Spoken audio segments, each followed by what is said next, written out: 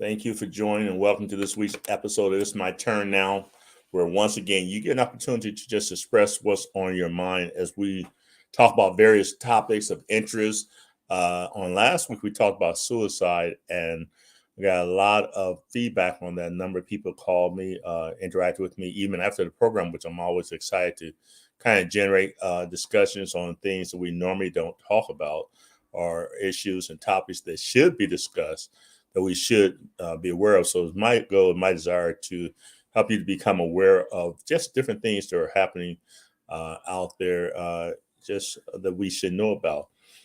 We talked about suicide. Before I go any further, this is National Daughters Day, and I just want to give a shout out to my daughter, Christina Alicia Walton, which I'm very proud of. She's doing a fantastic job. She loves the Lord. She's actively working, helping a lot of people, and I just thank God for her. I thank God for what thank God for what He's doing in her life. And so again, as we go, this as many of you may not be aware, you may be aware, you may not be aware of. This is actually Sickle Cell Awareness Month. It's Suicide Awareness Month, Sickle Cell Awareness Month. We talked about suicide on last week, but I did not want the month to go by without addressing the issue of sickle cell awareness. A lot of times people are not aware of what sickle cell is, and you may know something about it, you may not know anything about it. But what we want to, at the end of this program, we want you to be able to just have a fundamental knowledge of what sickle cell is all about and how many people are affected by sickle cell, because there are a number of people that are affected by sickle cell, possibly someone that you know right now that is actually being affected by suicide. So we want to bring that to the forefront to make you aware of it, so that you can know better how to address it and know how to deal with it. If we can dispel some of the myths, sometimes when it comes to things like sickle cell and just different things, that if people don't have a general knowledge, then what they do is there's more myths about it than actual reality. And so we just want to kind of dispel some of the myths, give you some statistics, just talk about it.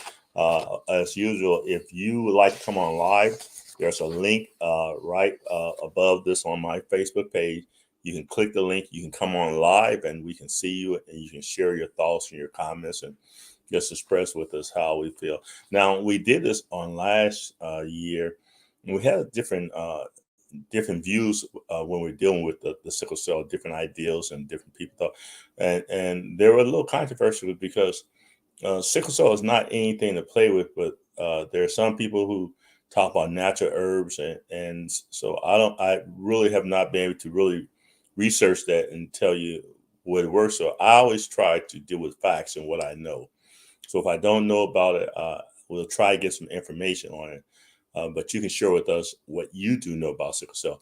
Again, you may know someone who is dealing with sickle cell. So I'm going to just talk a little bit about a few statistics and things about sickle cell. It says millions of people around the world live with sickle cell disease. It is most common in Africa, the Middle East, and India. The exact number of people with sickle cell disease in the United States is unknown, but the estimate is around 100,000, which is a large number. So experts predict this number will increase over the next few decades in the United States. Health outcomes for people with sickle cell disease have improved greatly, and that's good news that they are having an advancement in this area of sickle cell.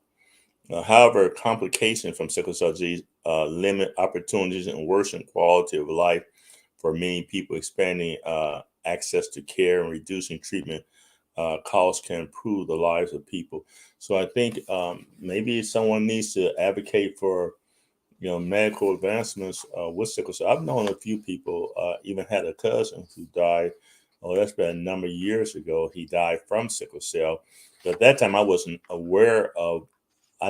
Didn't have the knowledge of sickle cell that I have right now, and so with the knowledge I have right now, I can understand a little bit more. I remember different times it's like he would go into the hospital, and I didn't really understand, that why he went into the hospital until actually I came in contact with someone who I actually saw them when they were going through an episode of sickle cell, and so it was pretty hard to watch. It was pretty hard to watch it. If you ever experience someone going through a sickle cell crisis, it's a pretty devastating thing to see and to watch.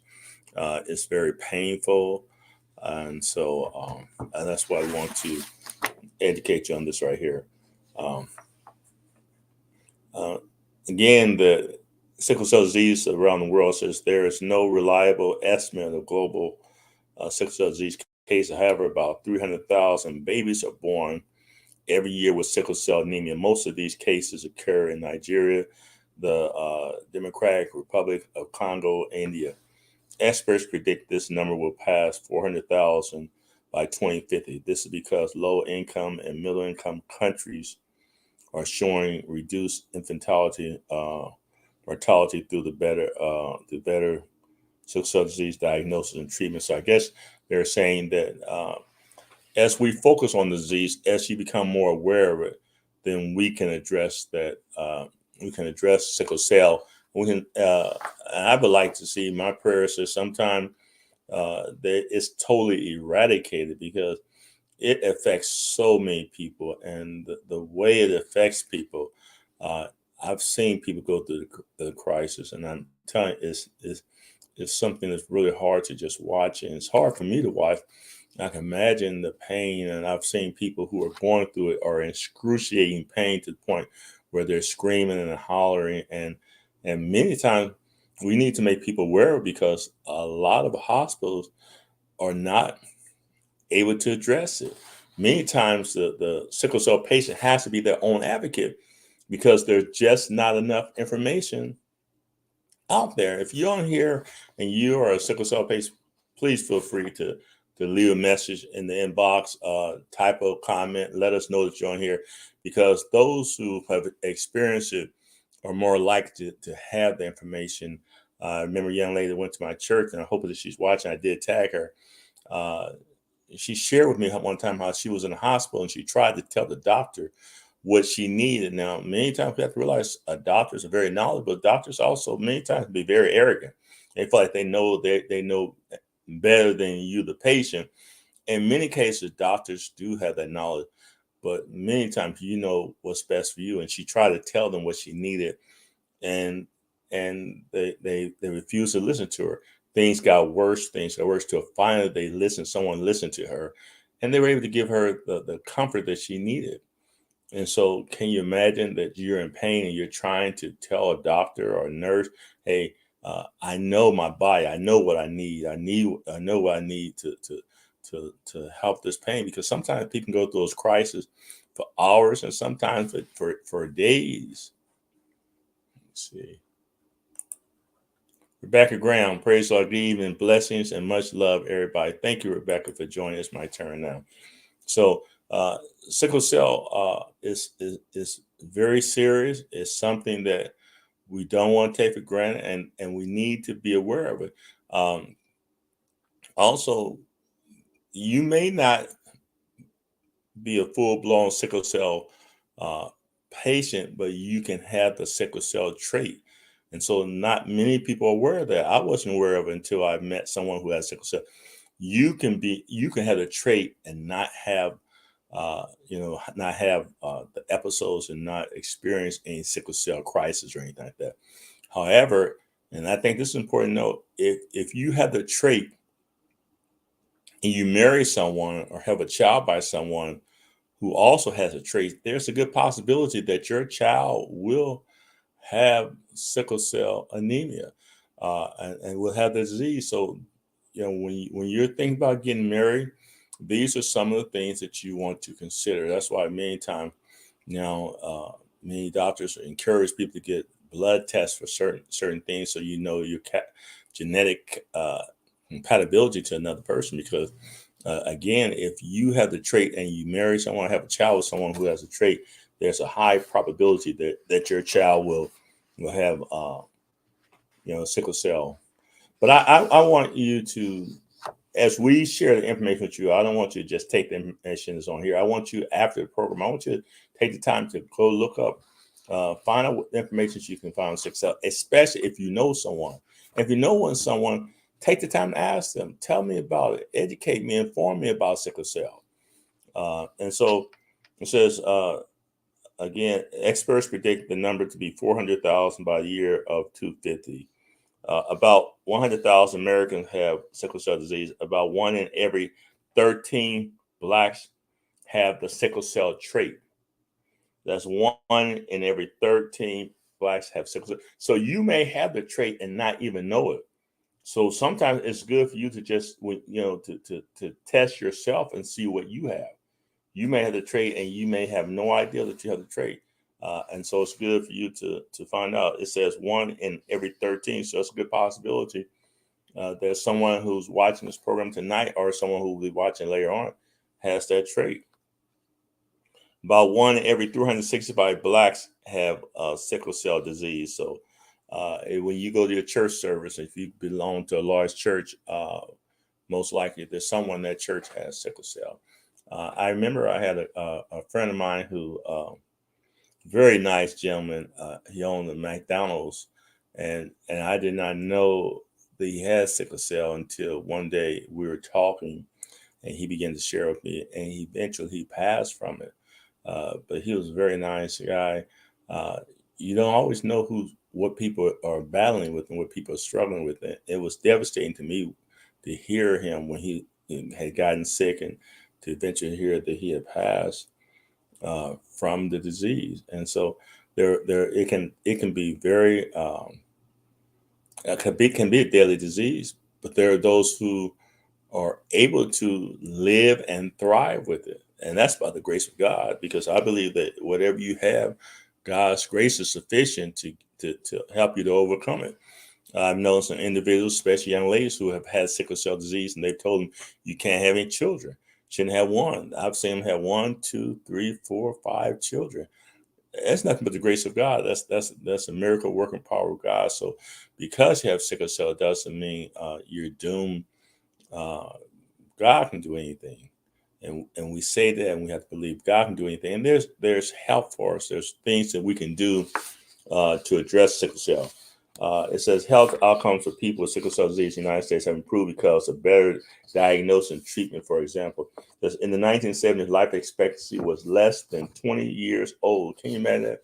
In the 70s, the life expectancy for a person with sickle cell was less than 20 years old. That means most of them did not expect to live past 20 years.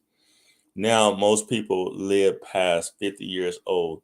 Until the 1990s, up to 30% of children with sickle cell anemia died from the infection. Early diagnosis, antibiotics, and education have reduced this to below 3%. And that's some good. That's good to know. More than 9% of Americans with sickle cell live into adulthood.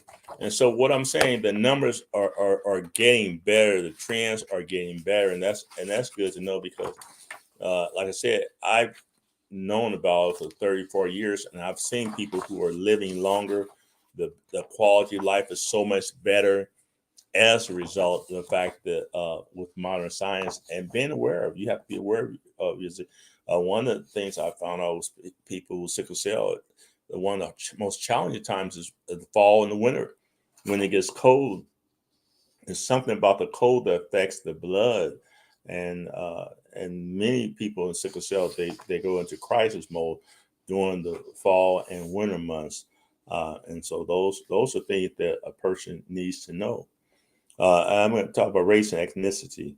The global distribution of sickle cell hemoglobin uh, overlaps mostly with areas affected by malaria. Malaria is an infectious disease spread by mosquitoes in tropical climates. Scientists first realized this in the 1950s. Data now proves that sickle cell trait, uh, HBS, protects people against severe malaria. In fact, people with sickle cell traits are 9% less likely to experience severe malaria. And that's malaria. That's something interesting. That's something I didn't know until I read this article. How can we improve disease management? There have been great improvements with better outcome. However, there are many things that impact access to high quality care, including hydro uh, hydroria improves outcomes and reduces healthcare costs. However, more than 75% of adults with sickle cell disease with frequently pain crisis cannot get it. And I want to go this word again. I may not pronounce it right, so I don't want to mispronounce it. It's hydroxyurea. It's HYDROXYUREA. I'm gonna put that on here because I don't want to give anybody the wrong information, and then they say, "Hey, he told me that hydroxysol or something else, wherever it is," and get the wrong thing. Uh, so I'm gonna type it in there so you'll know what it is. Okay, I just typed in the message, so now you'll know what it is. So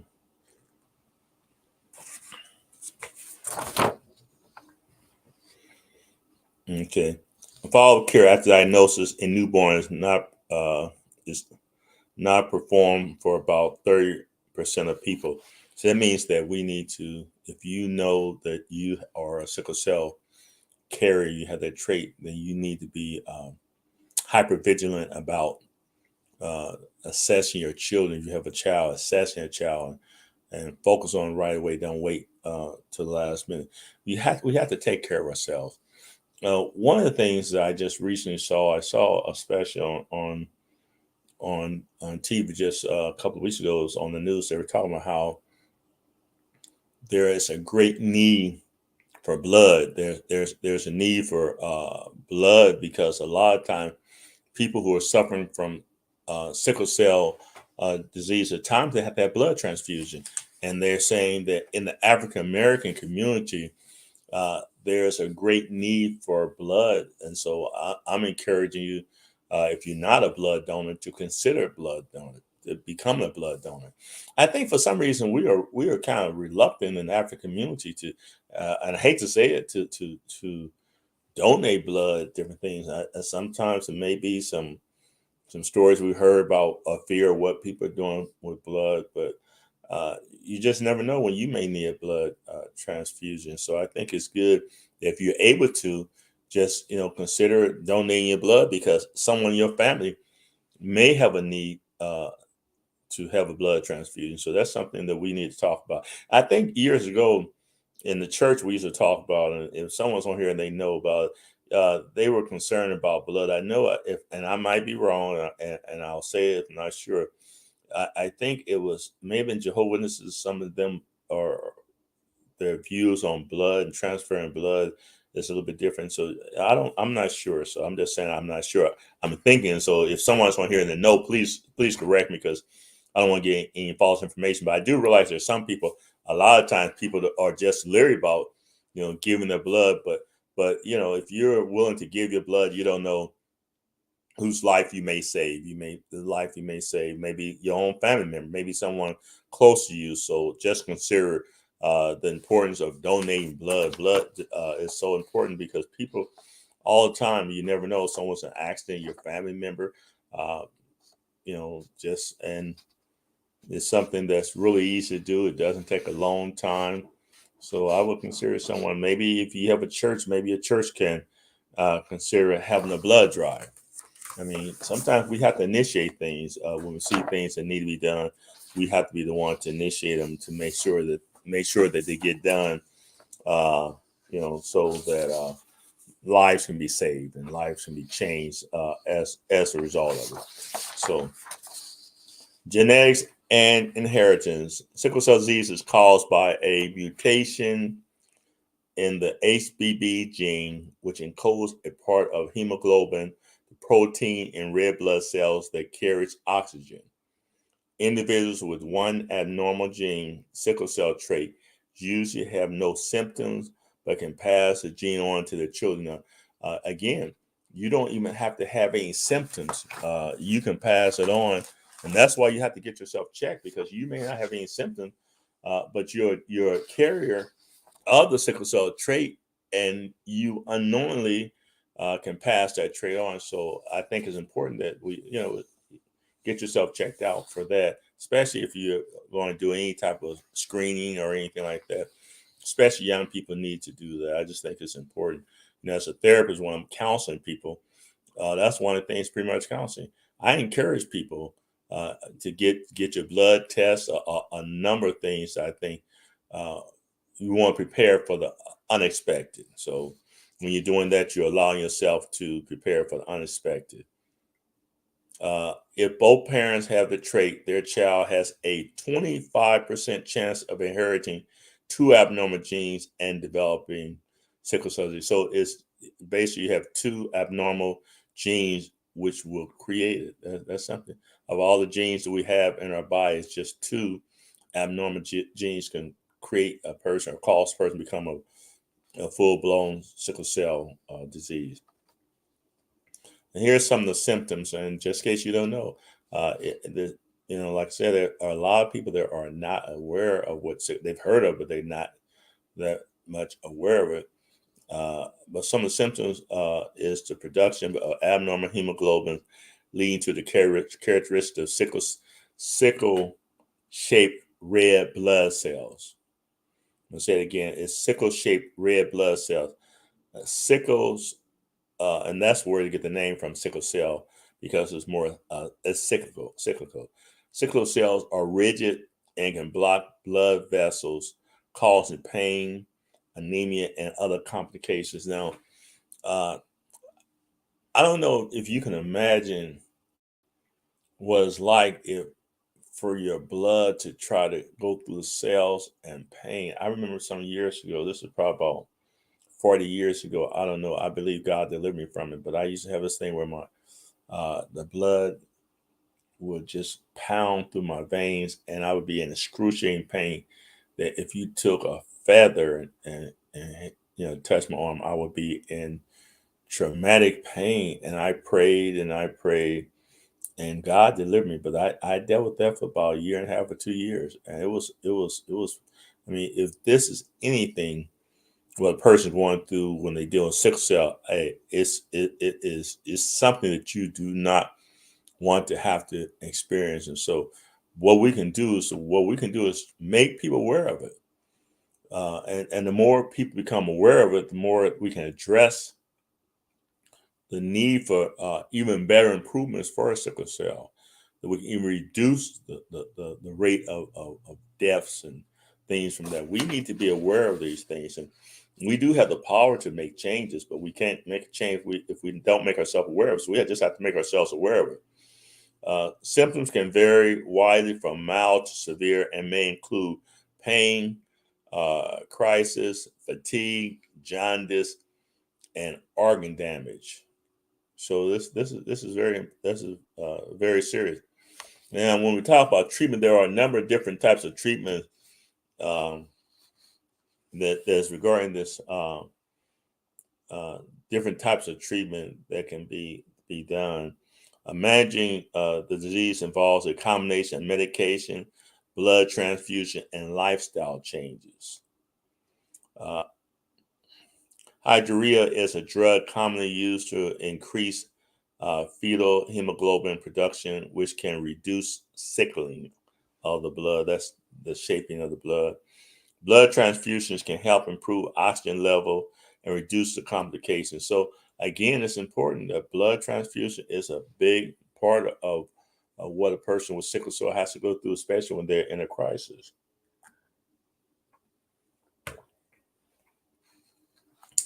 Bone marrow or stem cell transplants can potentially cure sickle cell disease, but are limited by donor availability and associated risk. So, uh, if a person has sickle cell, most people who I've known have sickle cell, they're almost willing to try anything uh, to help them to address that. I mean, like I said, it to see someone go through that, and if you're on here and you have sickle cell, or if you know someone, to call them up, tell them to uh, share this right here. Tell them, we're talking about, because I'm not an expert on it. I'm just trying to make you aware of it, and if you can make someone else aware, give you what little information I have, you can make someone else aware, you can dramatically change someone's life. Because knowledge is power. The more you know about something, better you can address it. So I'm hoping that someone on here, give a comment, let us know if you are experienced or you have experienced it, firsthand, and so you are in a better position to give us information. I'm feeling led to this is Sickle Cell Awareness Month, and I just think it's important to address it, and that's why I'm addressing. I'm hoping that I can help somebody as a result. Give them some advice. Like I said, donate blood. If you don't get anything out of here, if you don't know what to do, donate blood. Just a little something like that can make a world of difference for somebody.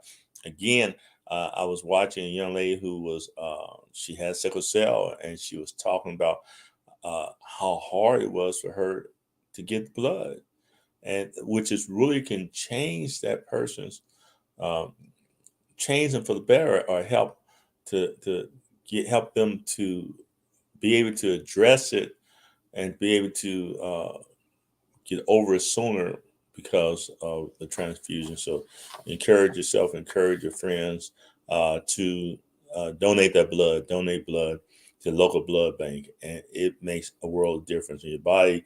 Unless you're sick, your body's going to reproduce as much blood as you need. So it's not that it's going to affect you dramatically, but contact your local blood bank and ask them about it.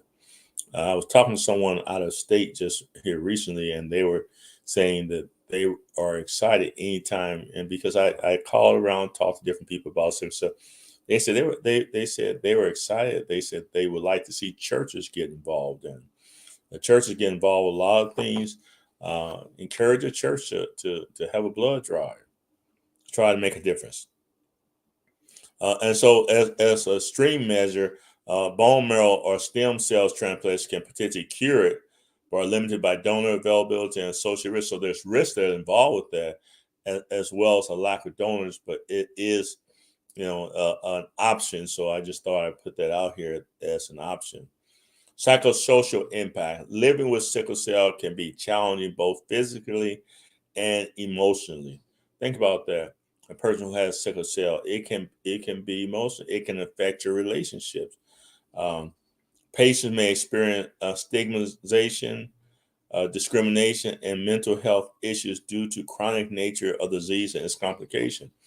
Can you imagine the anxiety, the stress, the depression that you never know when you're going to go into a crisis, when you're going to be sick, if when you're going to have to go to the hospital, how long you're going to be in the hospital.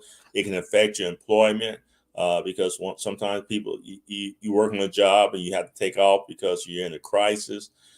There's a lot of things. We have to put ourselves in the place of those who are dealing with sickle cell, because like I said, these are things that we don't think about. That if you are a sickle cell patient, you never know when you're going to go into a crisis, and you're on a job and now you have to take off for an extended period of time. Unfortunately, in the United States, and not like a lot of other countries, we call these third world countries developing countries, but some of these other countries are more proactive when it comes to the need of individual when it comes to medical care than we who are supposed to be in the forefront. So, but that's a topic for another subject as well. But we have to be willing to be aware of that, and we need to just have better treatment and better access to care and more affordable care. Because you think about a person who's dealing with sickle cell, and know you, and you constantly having going to sickle cell crisis, it's hard for you to maintain a job. So if hard to maintain a job, it's going to affect your financial your financial level, your ability to make money. So these are some challenges. So that can become depressing. That can be stressful. So if you need somebody, know someone that's going to be encouraging and support them. They need important. Most of the people I know who are dealing with it, they're very positive, they're very upbeat, but yet they are facing challenges. There are some tremendous challenges with it, because I know some you can't fly on a plane; they have to drive because the pressure in the cabin can affect the blood. There's a lot of limitations that they have. So these are things that they have to deal with, and I just want to make you aware of it, because unless something affects us, many times we don't even address it. If it don't affect me, it don't affect my children, it don't affect those around me. We just ignore it, but we need to be made aware because this is something that happens specific in the African American community.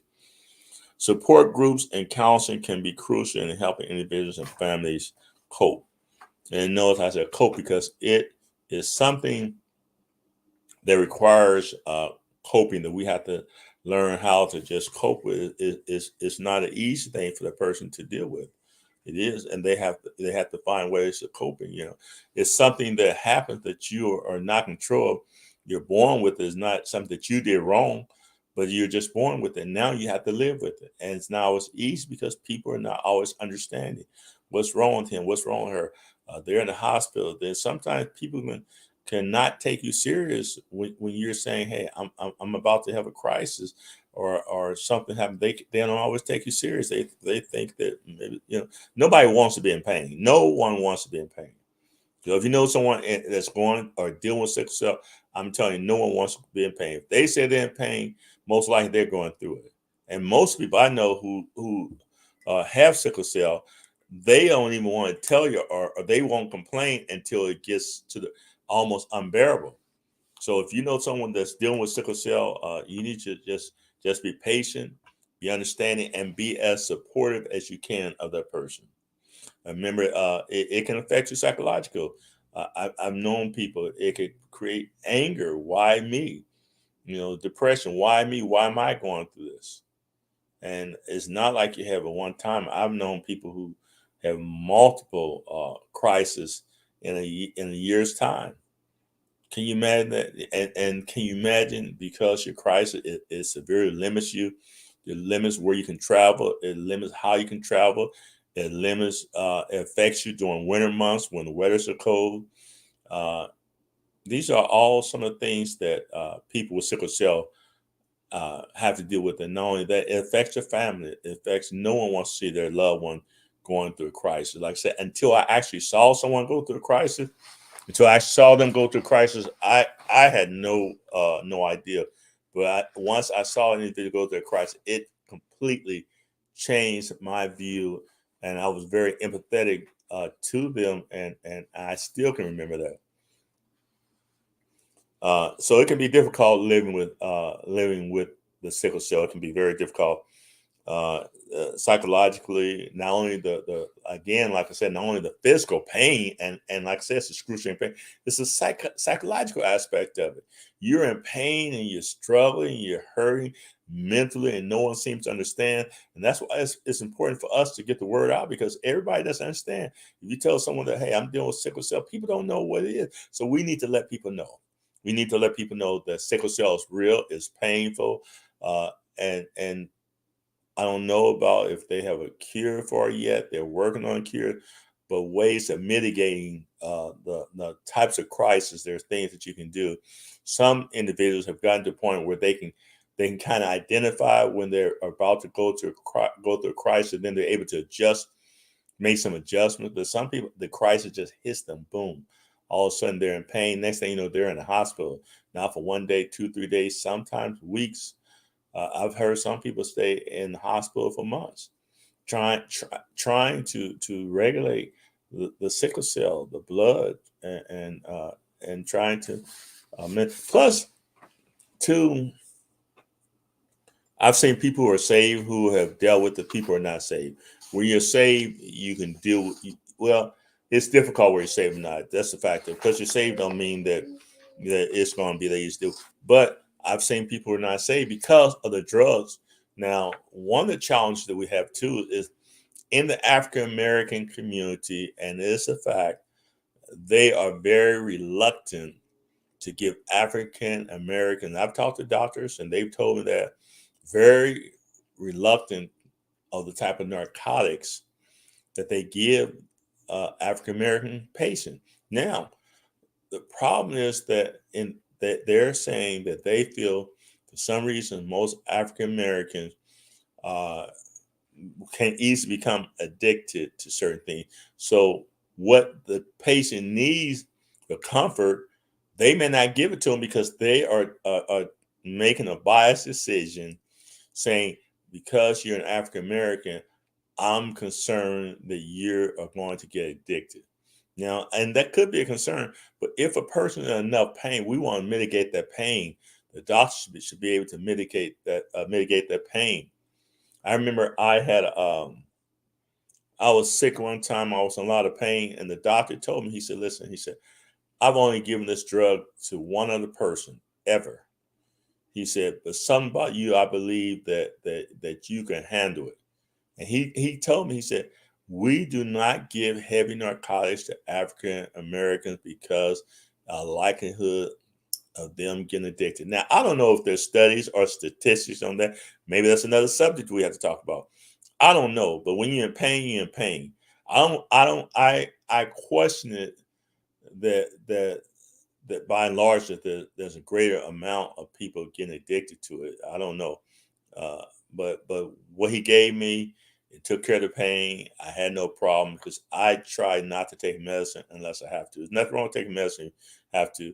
And what he gave me, it lasts me for a year because I just took the minimum amount, the least amount that I could take to address the situation. So you dealing with people, someone who's in a sickle cell crisis, and they're in an unbearable amount of pain, and you're going to tell that person, "Hey, I'm not going to give you all the pain medicine I can get." Now, there's some pain medicine that can have adverse effects on your body, and that's a different situation.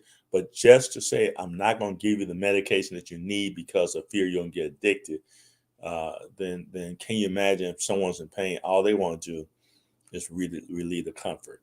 But however, people who don't know God can get addicted to the pain meds because no one wants to be in constant pain, and there is a challenge. So when you don't know God, and you begin to medicate and self medicate because you don't want to deal with the pain. You may not only want to self medicate because of the sickle cell crisis, but the mental aspect of the emotional aspect of it.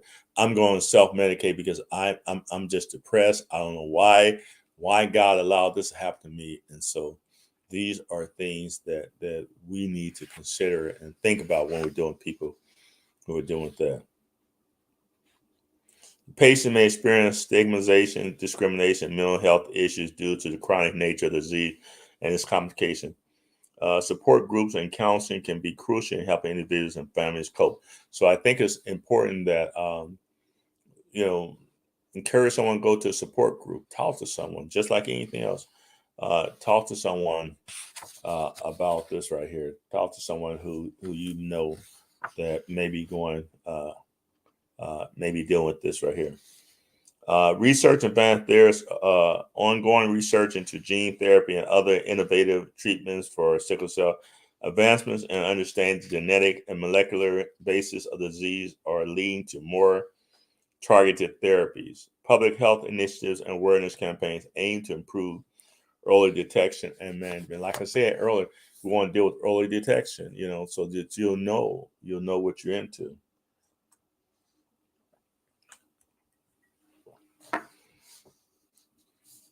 Disproportionately affects people in low and middle income countries where access to health care and treatment is often limited. Addressing these disparities is a crucial aspect of managing, ultimately reducing the global burden of disease. Again, if you're on here, please share this. Share this with your friends, your family, your church, your clergy. Let them know, hey. Now this may not be a subject that everybody wants to talk about, but it's something that needs to be dealt with, and especially those who are dealing with sickle cell. It's a very important subject. Matter of fact, I had someone last month told me, and they're supposed to be on the program, but and I know recently they were battling with the sickle cell crisis. They're supposed to be on the program, but they encouraged me, uh, Bishop Walton, please talk about sickle cell on your segment. So I told them I would, and I'm make it pretty much the last episode of the month, but I did get in while the month is over. Sickle cell to address this issue. Adoption or use a sperm or egg donor who does not carry the sickle cell gene is an option for parents who want to avoid the risk altogether. So even the parent who has sickle cell trait, they have to give a lot of consideration.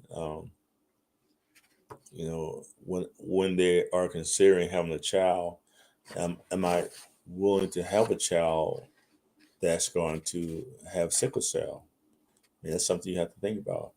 Again, that's why it's good to do that genetic testing for your mate to see if they are carrying a trait. Because if they're not carrying a trait, there's a good possibility that they won't have a problem. But if they're carrying a trait and you're carrying a trait, a very strong possibility that your child will end up inheriting sickle cell disease. So that's something we need to be made aware of. Seek support for healthcare professionals and support groups specializing in genetic disease, genetics, the genetic aspect of it.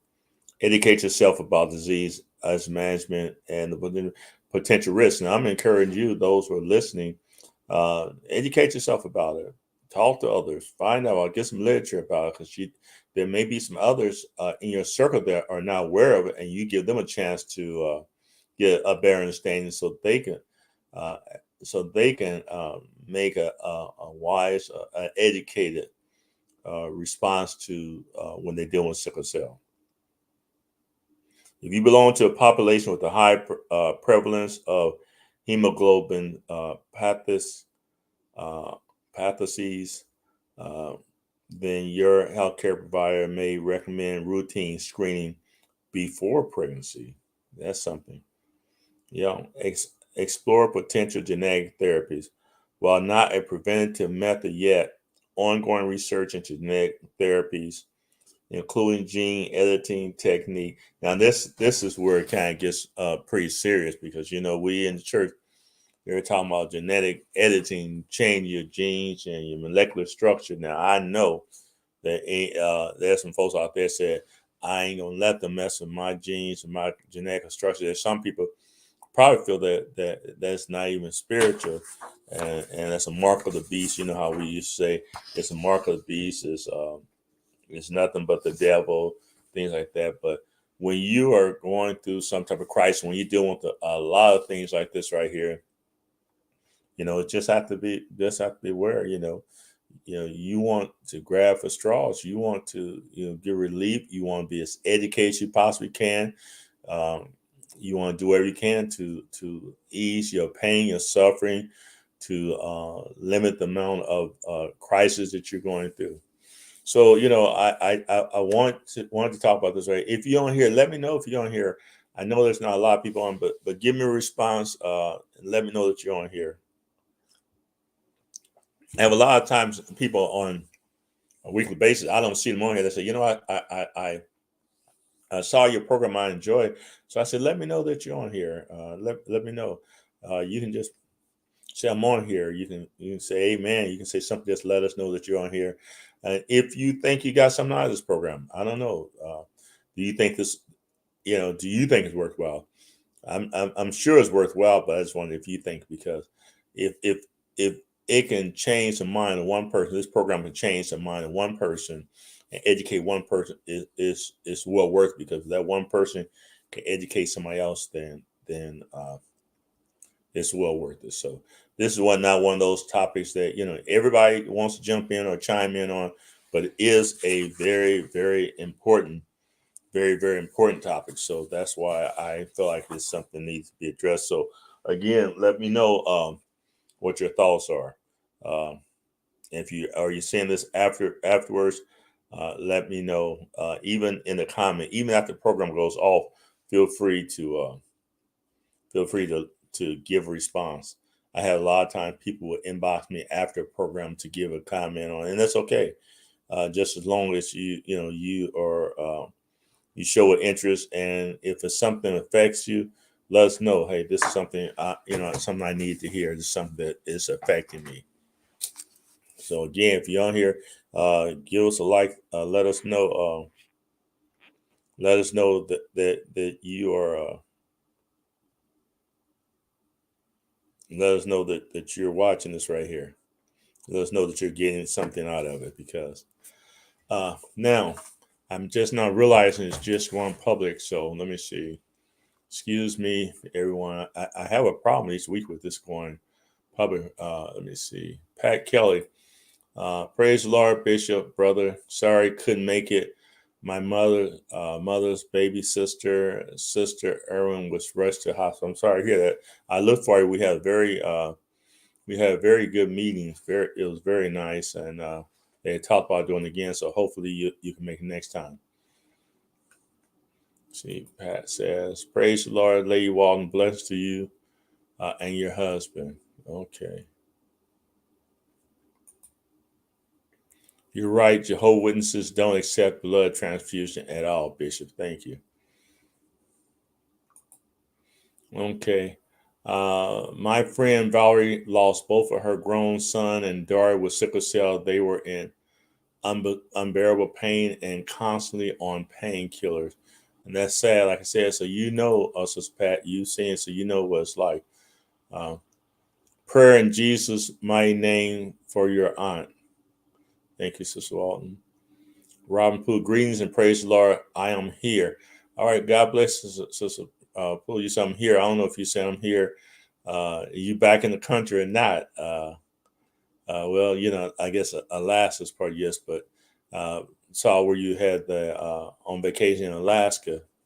It's nice. Has some beautiful pictures there too. Pat, very informative, Bishop. People need to educate themselves to share. Again, I apologize. Every once in a while, I have a hard time getting the program to go public. So I'm just now seeing the response to those on here. But let's become aware of sickle cell. I don't know of any church that I've ever heard where they've actually talked about, hey, we need to be educate ourselves about sickle cell. So hopefully this is an opportunity for you to educate yourself. Share with your, like I said, share with your pastor, share with your congregation. Say, hey, let's help with sickle cell. I wonder how many churches will oppose having the blood drive, because the blood bank would be willing to come to your church or your parking lot. Is fall now, but before it gets too cold, I'm sure they'll be able to come to your parking lot, come to your church. That's important. I just wonder how many people are doing it. Again, I want you to share this. Continue to give us some likes and let us know if you're on here, so I'll know that you are watching the program. We do have some interesting subjects that we're going to talk about, but I do try to address the various subjects that I have a number of different subjects, but I just address subjects that I feel in my spirit that this is time, or for this right here, this is Sickle Cell Awareness Month. So I figure if this is a month that they're making note that we should be able to chime in on this as well, and be able to give some feedback to let people know that we are connected with them. So I don't know how many, Pat, so far you're the only one knew someone that was affected. I wonder if anyone else on here know anyone or have seen anyone that has been affected by it. Let me know. I mean, really, I'm just kind of curious.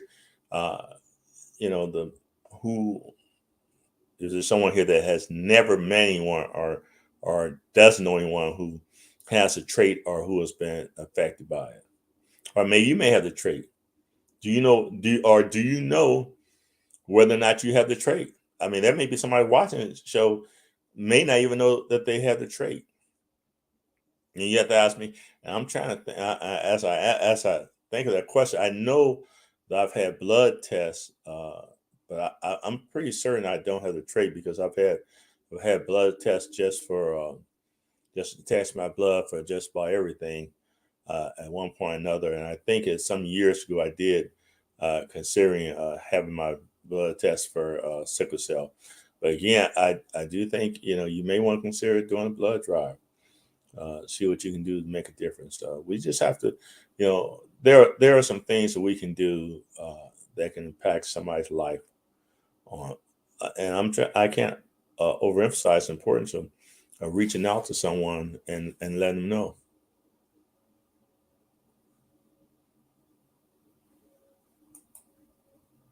And so Walton said, "Blessings still out of the country. You out of the country, Sister Walton?" guess you're talking about Sister Poole. She's still out of the country because you said blessed in the country. I hope you ain't. I know you ain't out of the country, Sister Walton. Oh, Sister Pat said, my oldest son had the trait. He would stay tired at times. Yeah, it can say so. So if your son has a trait, does that mean that you have the trait as well? Oh, no, I'm back at home. I was wondering, since Walden asked a question, I guess we've been married so long, we started thinking alike. Us. She responded, and I wasn't even with her. She responded on your Facebook page, and I responded by what she did when you were talking about going through the trail where the bears was. I was wondering if you went through there where the bears were at. I knew you pretty adventurous, but I don't know about going through no trails. I'm not. They said you can't outrun a bear, you can't outswim a bear, you can't outclimb a bear. So I learned the best thing for me to do is to stay out of the way. Both of my daughters have the trait. They got it from their paternal side. Wow, I didn't know that. So Robin, you could probably share a lot of information on this. That's something I never know, and you just never know who is doing that. So what you're saying is that you didn't have the trait, but their father had the trait.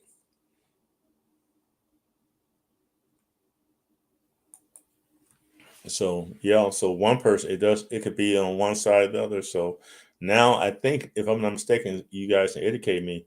Now I think hospitals now are testing specifically for that.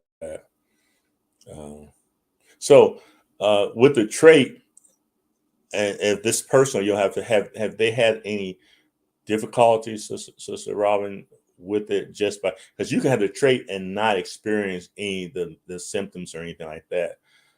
But I was wondering, in their case, how has it impacted them? How it's impacted their life just having the trait? I know if they have the trait, they have to be aware of who, if their children's father make sure he doesn't have a trait because it's a good possibility that their children then could have the full blown sickle cell. But this is something I never knew, Sister Robin. That's interesting. So you just never know. So those are watching. Do you think, Sister Pat and Sister Robin, do you think there's enough knowledge out there of it? My youngest daughter knows an issue if she doesn't drink enough water. So okay, so we know that drinking water helps. Do you think, Sister Poole and Sister Pat, do you think that there's enough information out there on sickle cell? Do you think that people are aware? This really depends on which trait there is all kinds of. See, there you go. Thank you. That's what I'm saying. You guys, I think you guys are the smartest people out there. 'Cause I didn't know. I didn't know there are a lot of different traits. So that's what we need to know. Which trait there is all kinds of traits. So I thought the trait was just having the genetic gene, and that meant that you had the trait. But I guess it's different traits. So you guys are teaching me. You're learning. I'm learning. But I think, and I know a little bit more. I thought than the average person. So that means that a lot of people don't even know that. So I think it should more people should be made aware of it and how to address it. So, what do y'all think? Those out here, if what do you think about blood transfusion or donating blood?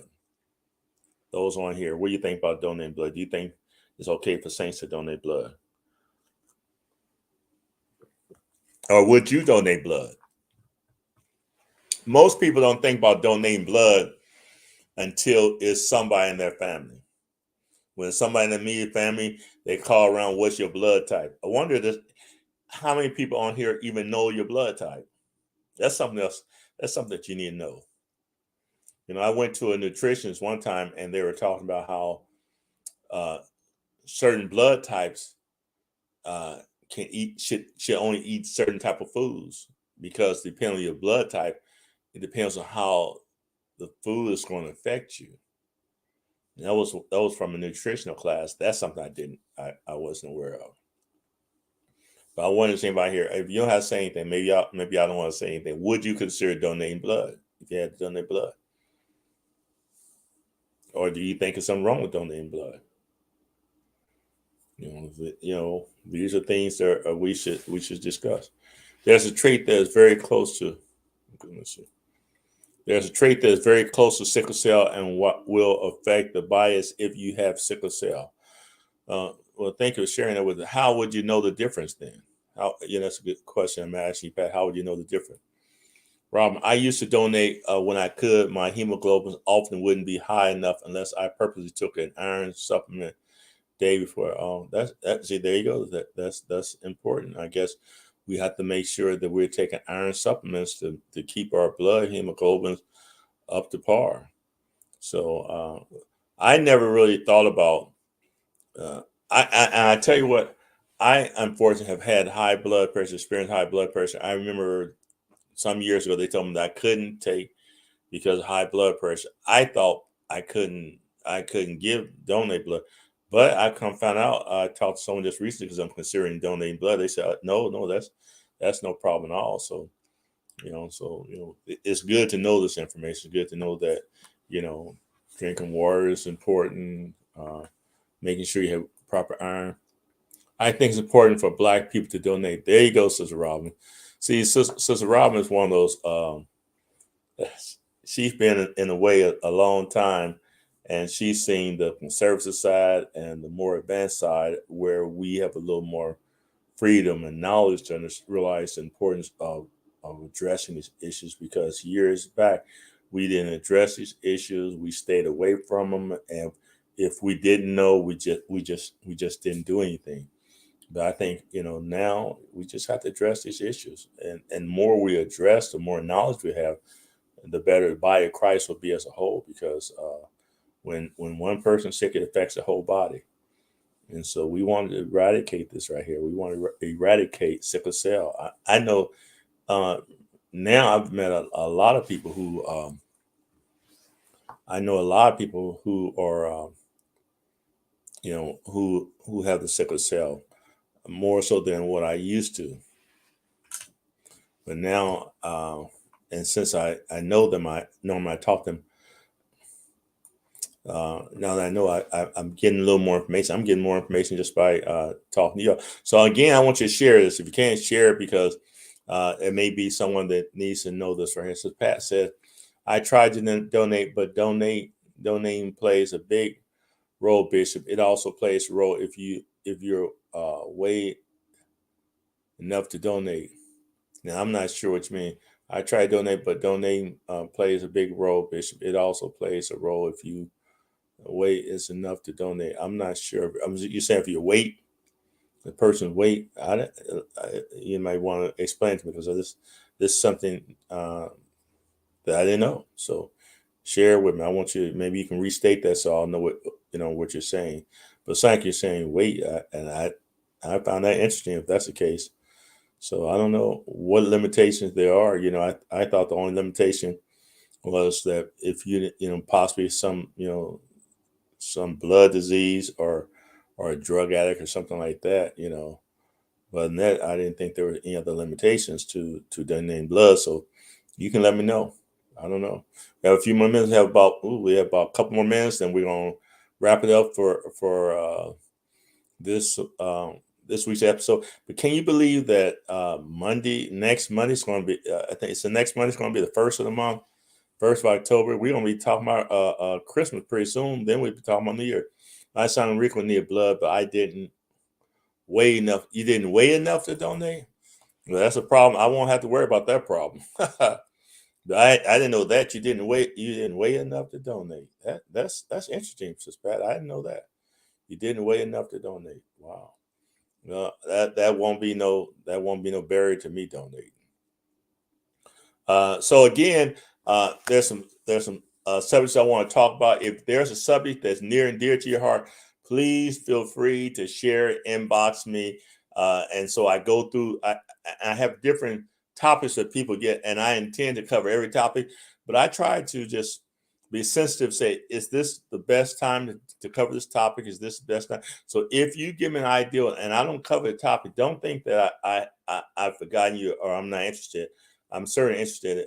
And so feel free to inbox me or let me know on here what you want to talk about, because whatever's interest to you, I'm sure somebody else is interested as well. So again, we are so thankful for each and every one of you that have taken the time to just express or give your comments, and they're all important. Is hey, I've learned something just through your comments. So that's how we grow. As we learn and we share and interact with each other, we grow and makes us all better.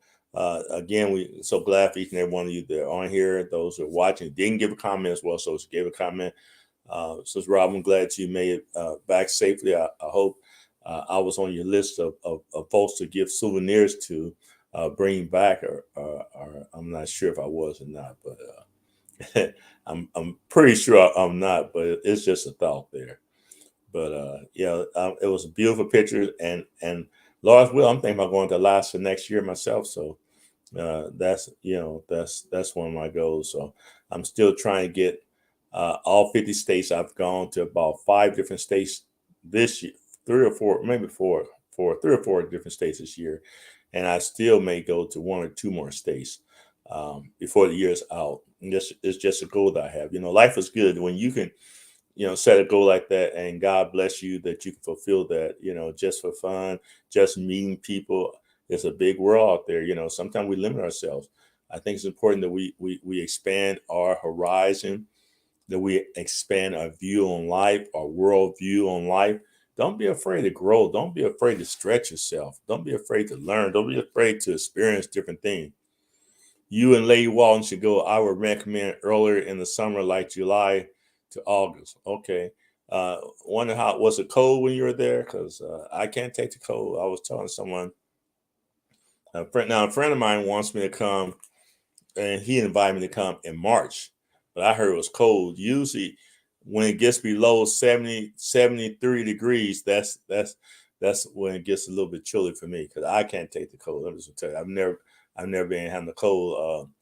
That's one reason why I never went to Russia. I was going to go Russia. Someone was going to sponsor me, airfare, everything in Russia. And I saw the church service, and I saw them with fur coats in the service, and you see them talking, and the uh, frost coming out of the mouth, the air. You see where I said no. I'm going to pray for that's not my ministry.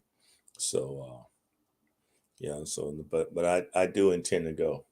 So I don't know if this is a good time, how warm it was for you or not, but I prefer to go in a warmer season when I don't have to have a coat and everything. So that's just not me. But some people love cold. Some people love the colder the better, and that's all right. That's what makes the world go round. Everybody's different. Listen, uh, we love y'all. God bless you.